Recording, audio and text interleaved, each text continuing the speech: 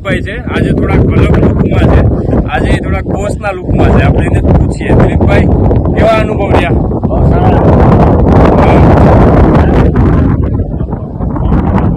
Result તો મળ્યું ને તમને? હા, દિલીપભાઈના મૂડ છે ને ચેન્જ થતા રહે. તમે 8 તારીખે આવ્યા હતા તો એ ફૂલ ખેડૂતના મૂડમાં હતા. આજે એ બિઝનેસના મૂડમાં છે. એટલે અમે આજ અચાનક અમારી મુલાકાત થઈ એટલે અમે આનો જોયો, અમને મજા આવી. સાથે સાથે એના અનુભવ, ગંજીવામૃત પ્રતિ મગફળી ઉગાવવો અને